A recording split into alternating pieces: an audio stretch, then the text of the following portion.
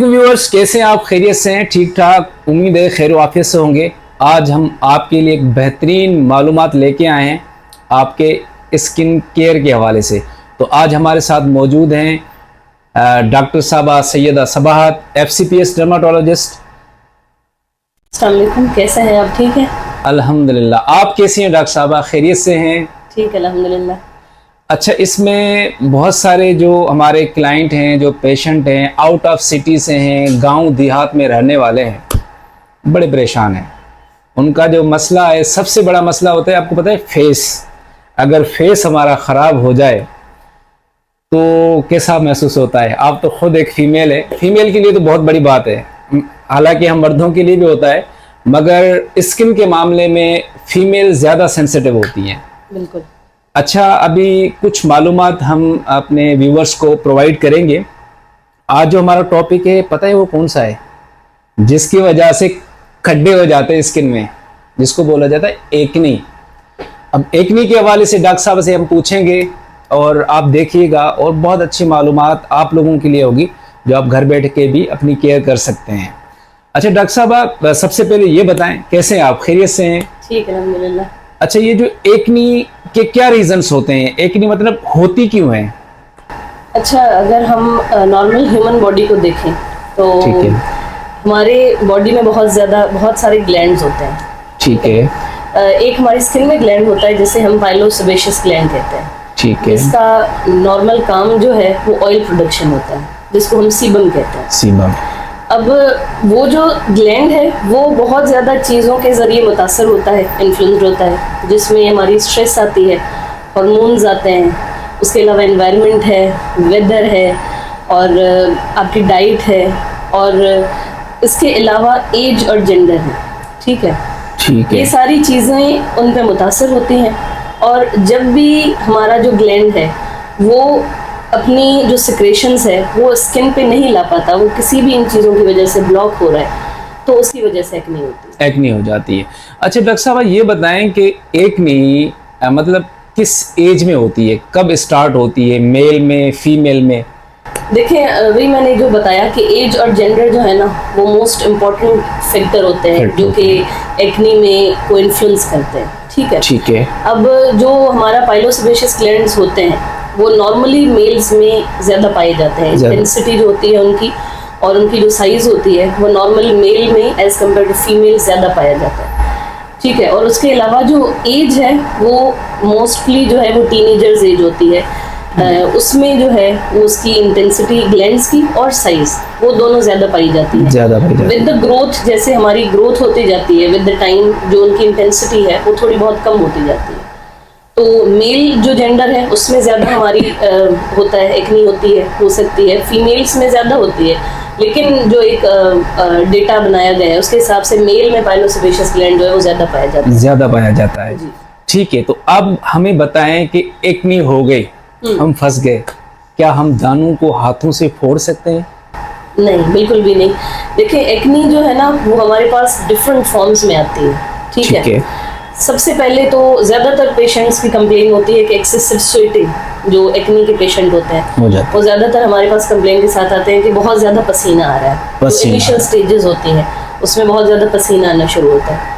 उसके बाद जो है, जब भी कोई भी जो मैंने फैक्टर्स बताए, कोई भी फैक्टर है जिसकी वजह से हमारी जो ब्लॉकेज हो रही है, या कोई भी थिन जो है ना डेड स्किन आ रही है जिसकी वजह से ग्लैंड जो है अपने सिक्रेशंस नहीं निकाल पा रहा बाहर, उसकी वजह से ब्लॉक हो रहा है। ठीक है। ब्लॉकेज की वजह से वाइट हेड्स आते हैं। ठीक है। जो मोस्टली पेशेंट इनिशियल स्टेजेस में प्रेजेंट होते हैं वो वाइट हेड्स के साथ होते हैं। वाइट हेड्स के साथ। उसके बाद हमारे पास अगर वही सिक्रेशन हमारी स्किन पे आके ठहर रही है और ऑक्सीडाइज्ड हो रही है तो वो ब्लैक हेड हो जाता है। ठीक है। तो मोस्टली इनिशियल स्टेजेस में हमारे पास वाइट हेड, ब्लैक हेड इसमें पेशेंट आना शुरू होते हैं।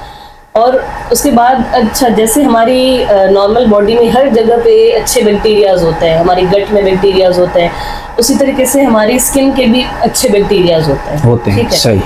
अगर किसी वजह से ब्लॉक हो रहा है, सिक्रेशंस बाहर नहीं आ रही हैं, तो वो जो गुड बैक्टीरियाज हैं उसकी एक्सेस जो है ना ग्रोथ हो जाती है।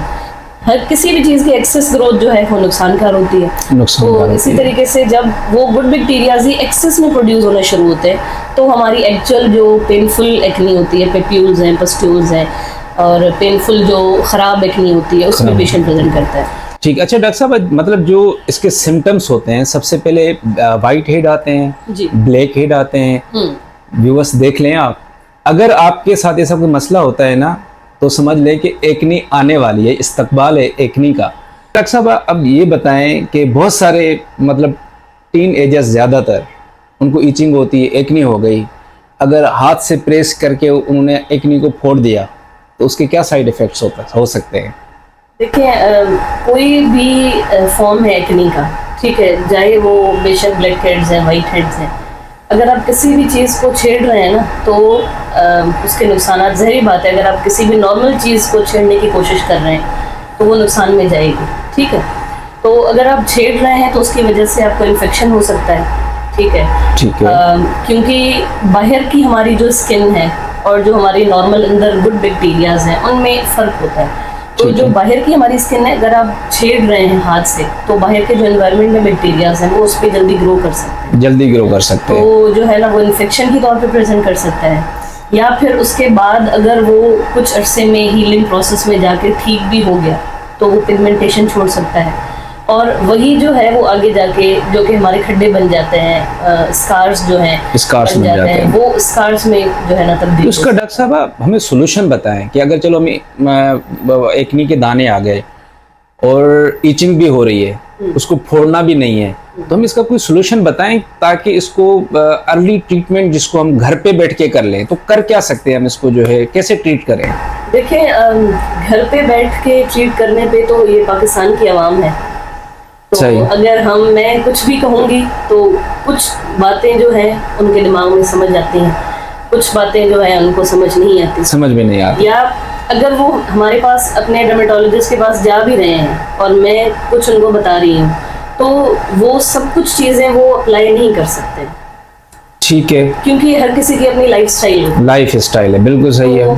एक्नी को रोकने का या उससे बचने का या आगे उसके साइड इफेक्ट से बचने का मेन यही होता है कि आप अपनी लाइफ स्टाइल को थोड़ा मॉडिफाई करें भाई, अपने लाइफ स्टाइल को मॉडिफाई मतलब चेंज करना पड़ेगा।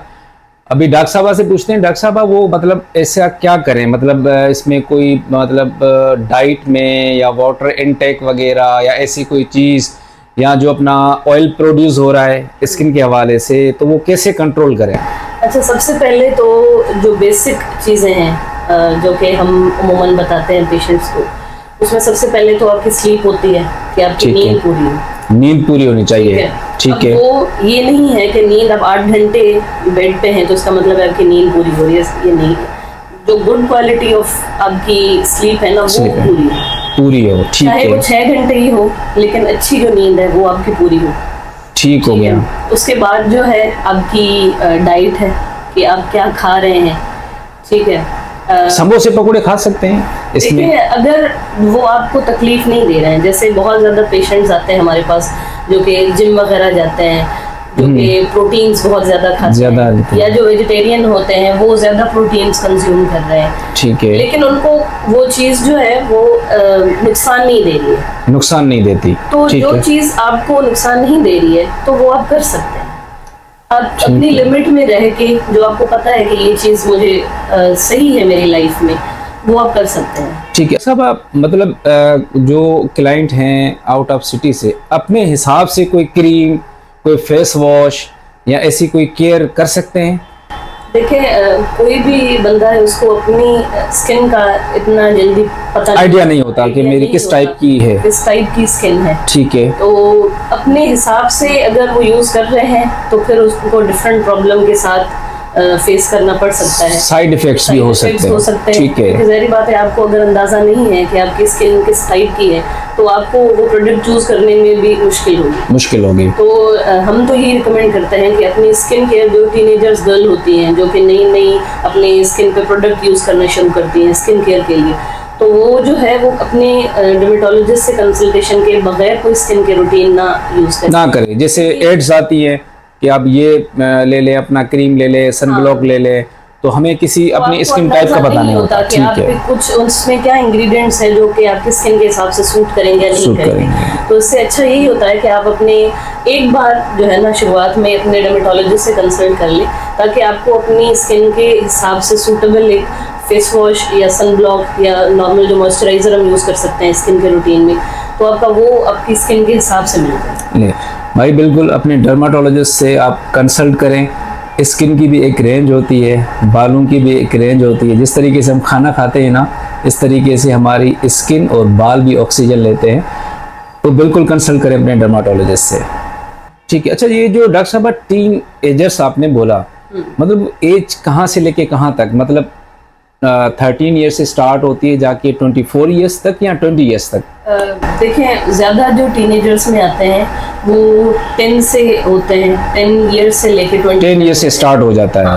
क्योंकि आजकल हमारे जो वही है कि एनवायरनमेंट और डाइट ऐसी हो गई है कि जो प्यूबर्टी है वो 10 ईयर्स तक अचीव हो जाती है। अचीव हो जाती है तो तकरीबन, तो इसीलिए जैसे ही आपके हार्मोनल चेंजेस आना शुरू होते हैं, आप एडोलेसेंट होना शुरू होते हैं, बिल्कुल, तो वो एज आ जाती है जिसके हिसाब से आपके एक्ने स्टार्ट हो सकते हैं। ठीक है। अच्छा डॉक्टर साहब, इसमें जो है अगर कोई मतलब कोई पेशेंट है, तो आप तो कराची में हैं, Abdullah skin care and hair transplant centre पे, तो जो हमारी गांव देहात में हैं या आउट ऑफ सिटी से हैं, वो आपसे अगर वीडियो कंसल्टेशन लेना चाहें तो आप अपनी टाइमिंग बता दें हमें कि किस टाइम का वो स्लॉट बुक करवा सकते हैं। क्या टाइमिंग है आपकी? टाइमिंग जो है हमारे पास 1 बजे से दोपहर 1 बजे से लेके शाम 5 बजे तक है, जिसमें आप कंसल्टेशन का स्लॉट अपना बुक करवा सकते हैं। भाई आप सबने सुन लिया कि एक्नी की वजह क्या होती है और एक्नी के हवाले से अपने आप को कैसे मेंटेन करना है। अगर नहीं करेंगे तो खड्डे पड़ जाएंगे, और फेस तो आपको पता है, उसके बाद बहुत बड़े प्रोसीजर होते हैं। इसका सब्सिशन होता है, माइक्रो नीडलिंग होती है, फेस PRP होती है। तो भाई अगर आपके साथ ये मसला हो चुका है तो आप कांटेक्ट कर सकते हैं 0333588706 पे। आप कांटेक्ट करें, अपना स्लॉट बुक करवाएं और डॉक्टर साहबा से वीडियो कंसल्टेशन लें। अल्लाह हाफिज़।